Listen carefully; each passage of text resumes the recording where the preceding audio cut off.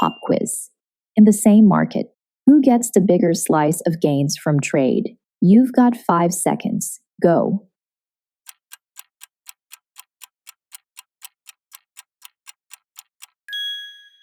If your answer is D, then you got it right.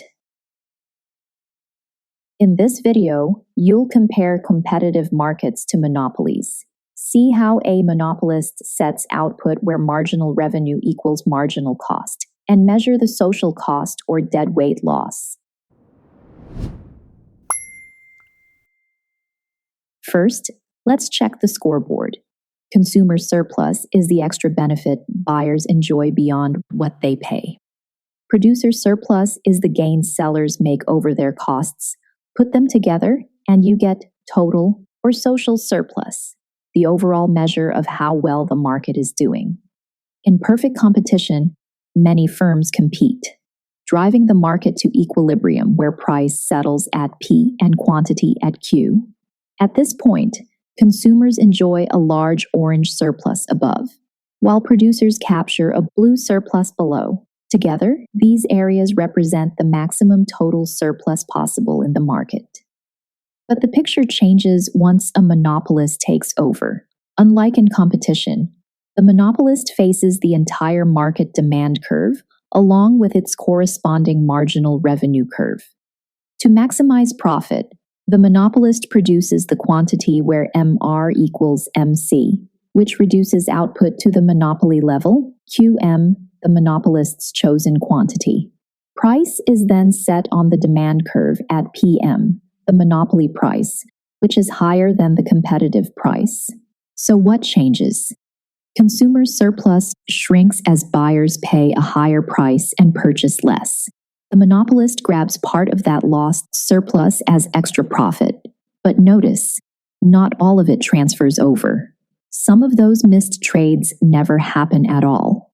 And that gap shows up as deadweight loss, the triangle of surplus that simply vanishes from the market. So far, we've seen competition maximizes total surplus. Monopoly cuts output to QM, raises price to PM, and reshuffles the surplus. Less for consumers, more for the monopolist, and some lost altogether. Want to turn those milestones into mastery? Tap the link to access the practice test, flashcards, and study guide, then jump right back into the video. Lock in what you learned and keep going. All right, back to the graph. There's still one more piece of the story we need to uncover. The part no one gets is the deadweight loss.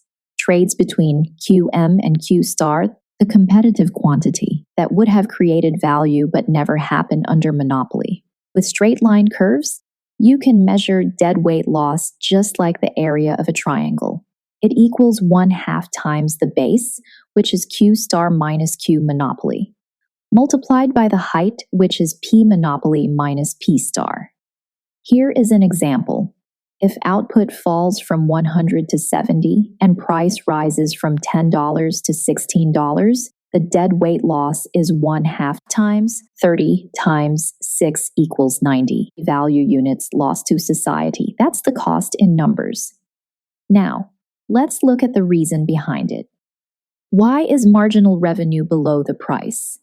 Because to sell one more unit, the monopolist must lower the price, which also lowers revenue on previous units.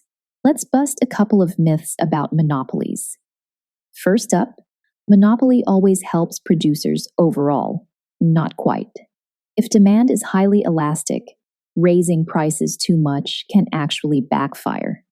Consumers walk away, and the monopolist can end up worse off. Here's another common misconception. Deadweight loss is just extra money going into the monopolist's pocket. Wrong again. Deadweight loss isn't money at all. It's the value of trades that could have made both buyers and sellers better off, but never happen because the monopoly price shuts them out. So if monopolies don't always help producers, and if deadweight loss isn't cash in someone's pocket, but value lost to society, what do we do about it? That's where regulators step in. Picture this: a clipboard on one side, a factory on the other, and 2 scales balancing welfare loss against regulation cost. Regulators aren't out to punish firms.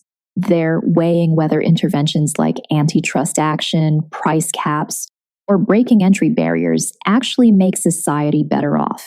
The real goal, not revenge, not control, just shrinking that deadweight loss triangle.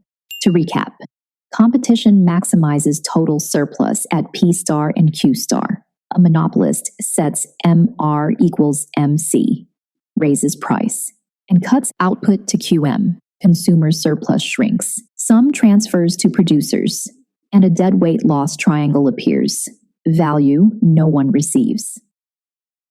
Now that you've watched the video, let's see how much you remember. Head to the link in the description where you'll find Quizlet content made just for you.